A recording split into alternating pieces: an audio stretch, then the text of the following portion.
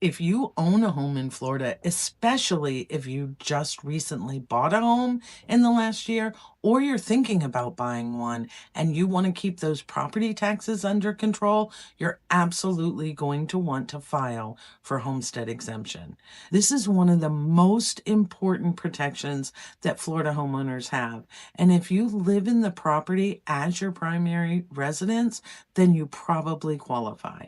So today I'm going to break it down in a very simple way in 5 parts so that you know if you qualify, why you should file, how it works, where to file, and what other exemptions you might be missing that you might qualify for and how to find out about those. Number 1, let's start with who qualifies. You're going to qualify for the Florida homestead exemption if you have legal or beneficial title to the property. That's anybody who's on the deed or the beneficiary of a trust on the deed, and you have to be living in it as your primary residence. You have to be a resident of the state of Florida and a United States citizen or possess a permanent residence card, which is a green card. You also have to be living in the property as of January 1st of the year that you are filing for. So if you were living in that property on January 1, then you want to file. This applies whether you're a first-time home buyer, you just bought a home in Florida, you're a repeat buyer who moved from another property in Florida or out of state. And if you owned another property in Florida, you're going to file what's called portability because it's going to save you a lot of money, but that's a whole separate video and a topic that doesn't affect everybody. This applies to you if you're a longtime homeowner who hasn't filed yet. Maybe you forgot, it happens all the time. Or maybe you owned a property and rented it out for years, and now you're moving into it as your primary home. It doesn't just transfer. If the previous owner had homestead exemption, or if you had homestead exemption on a previous property and now you want it on this property, you have got to file. It's not automatic. You have to apply for it. And if you don't file, you're likely paying more in property taxes than you should. So number 2 is actually the easiest part of this video. Why should you file? Well, you should file because you're going to save money on your property taxes. Let's take a look at what Save Our Homes can do. So number 3, let's talk about what the Florida homestead exemption actually does. It can reduce the taxable value of your home by up to $50,000. But the bigger long-term benefits comes from something called Save Our Homes. And it's also known as SOH, all our acronyms, right? So Save Our Homes was created to protect homeowners from being taxed out of their homes as property values rose. And what they did was they put in place that once you file homestead exemption, then the Save Our Homes limits how much your taxable value can increase each year. So here's the key rule. Your taxable value can only increase by the lower of 3% a year or the rate of inflation. Even if your home's market value goes up much more than that, as long as you live in the home as your primary residence and you keep your homestead exemption, then this cap will stay in place.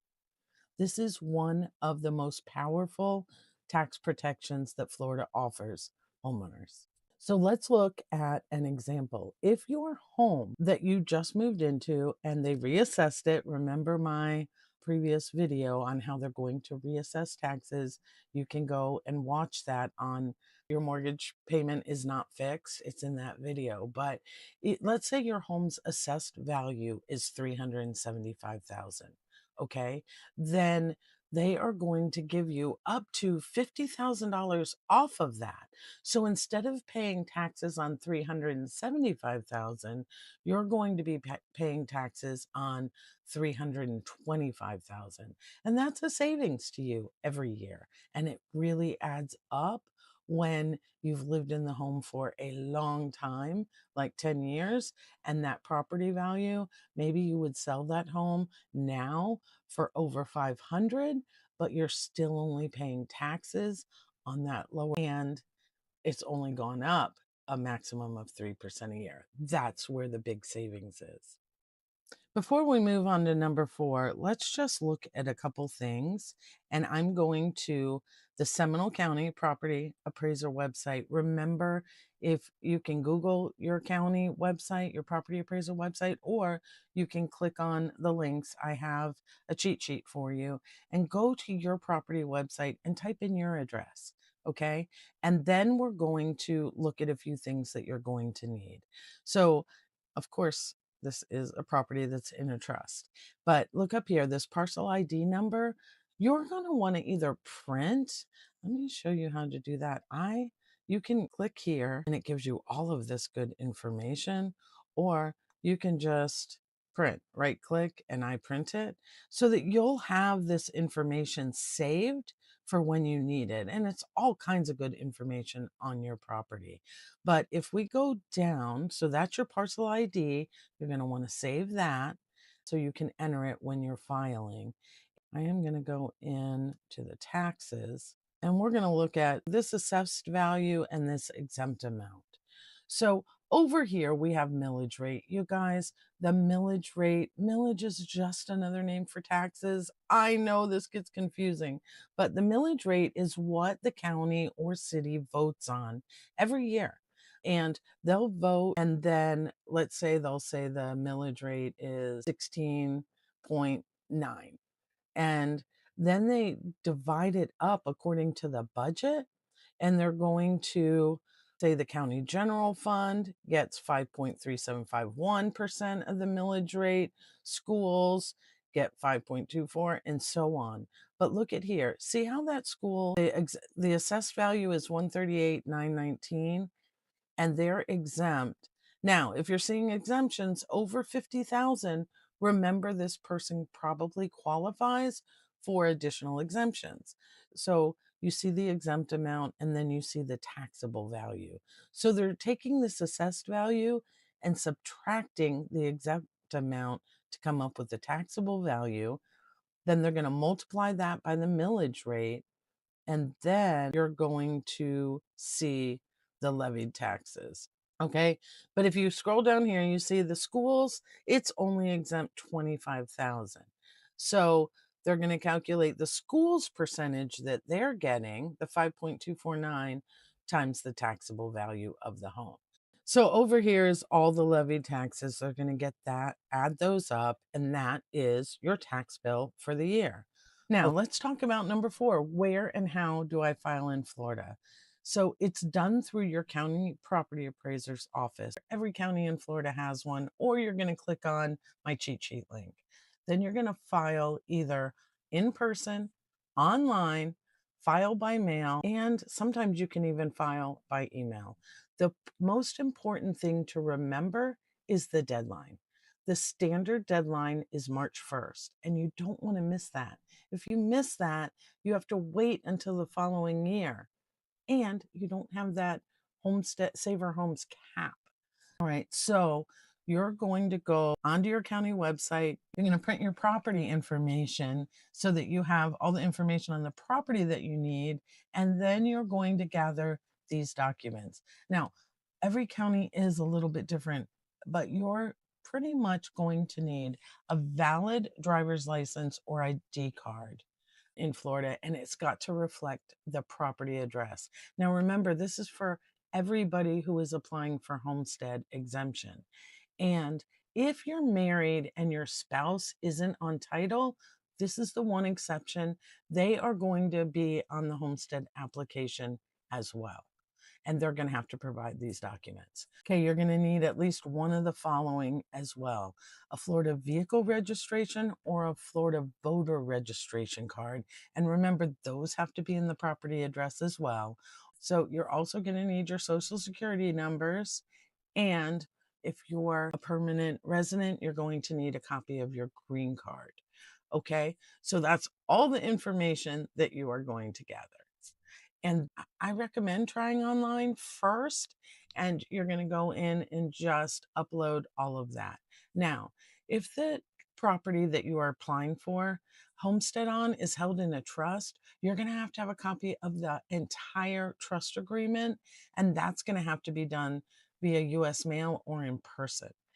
If you are filing on a mobile home and the property, you're going to have the information on both. Some counties might ask for additional documentation or less, but most of the time it's very simple, especially if you're filing online or in person.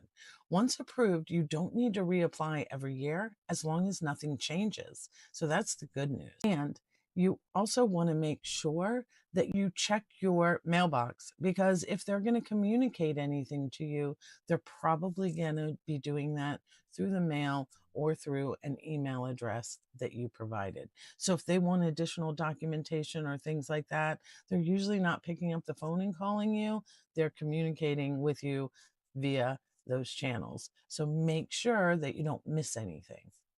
You want to check back on the county website like a month later or whatever. Keep checking back and make sure that you see that homestead exemption on your property.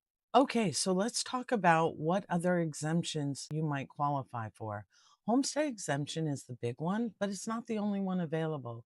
So, depending on your situation, you might also qualify for senior exemptions, and those are based on income and age, veteran exemptions, disability exemptions, widow or widower exemptions, and there's additional local exemptions offered by certain counties. And these can stack on top of homestead and reduce your property taxes even further. This is another reason it's important to review your tax status. Many homeowners qualify for exemptions that they never even apply for. Let's look real quick at Volusia County. Here are the exemptions that they have available.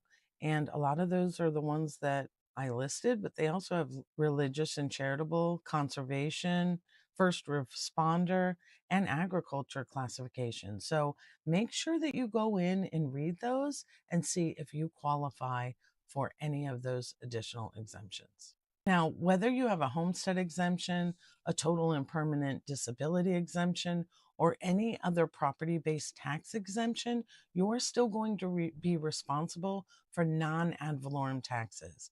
Now, non ad valorem taxes are taxes levied for services such as garbage collection, street lights, things like that. So, what we talked about on the millage rate, that's based on the ad valorem assessments. And those are for things like the county, the schools, the fire, and different St. John's water management, things like that. But then you're going to have ad valorem and non ad valorem taxes. Okay, as a little bonus here, I'm going to talk about things that can change your homestead exemption. If the ownership of your homestead property changes in any way, you have to reapply for homestead exemption. So, ownership changes or transfers like preparing and or recording a deed, adding a name to the property. So, if you added an adult child or you got married and added a spouse, then you want to make sure that you reapply and you have homestead exemption. If you got divorced or you placed your property into a trust or a life estate, then you definitely want to file again to make sure that you have homestead exemption. And things like registering a car in another address, changing your driver's license address, enrolling your child in a school that they're not zoned for, all of those things can trigger a loss of homestead exemption. So make sure if you're doing any of these things that you notify the county and make sure your homestead exemption is still valid. If you are active duty military and you rent your home, you must provide the county office with your new address and your military orders. Failing to do that will result in your mail being returned and the exemption could be denied. So, military orders usually allow a service member to keep homestead exemption on the property even when they aren't living in it. And that's great, but you have to make sure you follow up with them and make sure you're giving them what they need. If your residency changes and you no longer occupy the property as your primary residence, then you're responsible for letting the county know. And there's fines that can be imposed and result in liens on the property. So you want to be careful about that. I hope this was simple enough. I hope you go right away and file your homestead exemption so you get that savings. And if you have any questions, reach out to me. I'm happy to help. And my name is Diana Boyson. I am a local lender and realtor, and I love moving people into Florida's good life. So if you think that somebody else could use this video, please share it with them. We want everyone to have these great benefits. And I will see you on the next video.